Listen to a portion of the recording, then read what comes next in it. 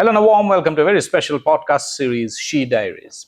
In this series, we speak to trailblazing women from various parts of the world, from North America to South America to Africa to Europe to Asia, India, including India, China, Russia, and other parts of the world.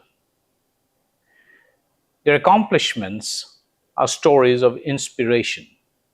They have surmounted many barriers, smashed many glass ceilings in both social sense as also the economic and financial sense. I have with me a guest today who works in an extremely significant area that is now a centerpiece of discussions across the world, in our living rooms, in our workplaces, and also in our educational institutions. I have with me Clara Lisboa, COO Altis Group. She is a Brazilian, settled in London now. She is a, if I may say, true blue Londoner with a stopover in Portugal for some time. She works in the area of mental health, which is extremely important. Welcome to the show. Thank you so much for having me here. You know, Clara, let's start off with a very fundamental question. How serious is the problem of mental health now? I don't think I can quantify how serious it is because I think it started as an individual problem. It started as a person feeling depressed or anxious, and then it started to become a society problem, and now is an economical problem. So I think it's bigger than education problems, than health problems in general, and it's something that if we don't feel it on our everyday life still, we're going to feel at some point. What brought you to this area of work? Who brought myself actually was my sister. Yeah, okay. She's a therapist, and she started the business of training women for self-knowledge in Brazil 10 years ago. And as I saw her working, I saw how big was the impact that those women were having, mostly in Brazil, which is a place that we don't really care about mental health until you need it. So most of these women were looking for getting to know themselves, and seeing my sister working with them, I started to see the impact that was causing, and that was what brought me into it, being able to see the impact on people's changing their mental health. But are you a trained therapist too? No, I take care of the business, and Carol does the therapy part. And how have you scaled your business? How is the business growing now? The business we started in Brazil only by one-on-one trainings to people, self-knowledgement people. And then after a few years, we passed by training therapists. And then we started a university that's now is based in Lisbon in Brazil. So we train Portuguese and Brazilian people at the minute to deliver psychoanalysis, systemic therapy, and very sorts of different types of therapy for people to have at all. So how difficult is it for, let me ask you a question slightly differently. Is your business focused only on women?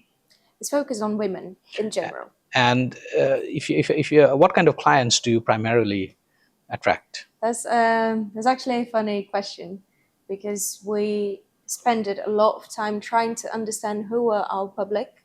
In the end of the day, who is our actual public, and we spend years trying to figure it out. But then we actually realize that it's just women in general. We have since 15 years old girls into literally 70, 80 years women that go to our events, that go to our classes, that are just trying to reconnect to themselves. So we don't see that barrier of age that we normally on a company try to look for to understand, my public's women from 15 to 35. For us, is literally any age of women. How do you go about selling your product or company? Yeah. It's not that difficult, to be fair, because as I said, we have a lot of impact in a very big community sense. So when people start to heal themselves and start to look for themselves, they feel the impact. And at the same time, I think women's very good for that, a bit better than men, of sharing their feelings and talking about how they went to the process of self-acknowledgement and mental health. So exactly when they do it, when they feel the impact, they bring their mums, they bring their friends, they bring their child to join. So we have a massive sense of community that makes very much easier for us to sell the product. So this is a question that, it's a question about the challenge of running a business of the kind that you are running. You are dealing with people's mental problems. Yes. And mind, as we all know, is just a manifestation. It doesn't exist. It exists in our own imagination. Now, you're trying to create a sustainable, profitable business. At one point, how do you go about managing, or managing? How do you balance it? Because you're dealing with people's mental business. You are also seeking money from them. Uh, most of the people, I would assume, that come to you would be in a state of some kind of a trauma. How would you go about asking money for them? And do sometimes clients turn around and say that you probably are a little exploitative? I don't think so. I think the impact is so touchable for them that it makes sense to get in a balance of paying or not. So we have all sorts of ways of people could consume our content. We started on the digital market in Brazil. So we deliver a lot of free live streamings, podcasts. So let's say the first contact that the public have with us is not, you don't need to pay for it.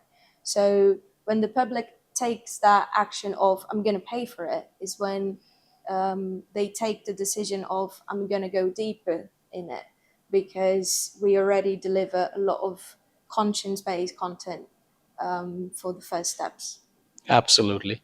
And finally, from the amount of data that you have about people, Yes. from your clients, is there a pattern that you see? Do you think it's an emerging economic kind of a problem that is, or if you break it down to the individual level, as people start earning more because of the pressures of a corporate life and career, these kind of problems are manifesting itself more in a greater intensity than it was, say, 20 years ago?